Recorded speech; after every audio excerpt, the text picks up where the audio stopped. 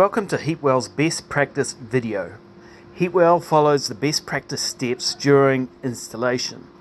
If you are installing our cable, you will need to follow the same steps to qualify for Heatwell's warranty. Please remember to take lots of photos. The first step is to take a photo of the test label. All Heatwell cables are individually tested. Special notice should be taken of the ohms reading. Ohms represents the resistance of the cable. Only through testing resistance can we determine if a cable has been damaged. The second step is to test the ohms reading against the test label of the cable being installed. All installers should carry a multimeter. The ohms reading will vary slightly with room temperature.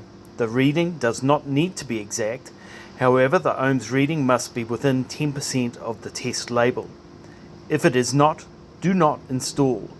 Take a photo of the test with the label. Please make sure that the earth wire is not part of the ohms test. The third step is the installation of the cable.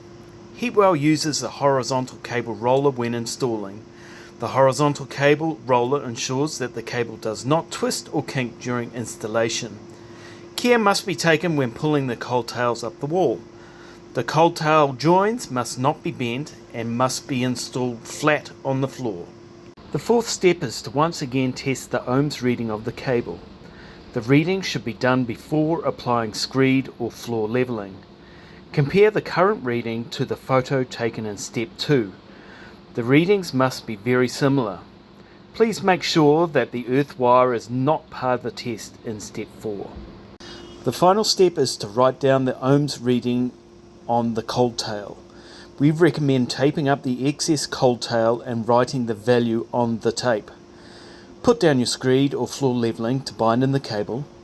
If there's any possibility of damage, retest immediately. Again, take a photo of the written ohms. The installer will now have full photographic proof that the job has been done correctly. The written ohms reading is also useful for the tiler and electrician.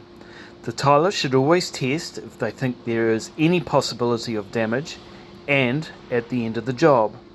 The electrician should always test before the thermostat is installed.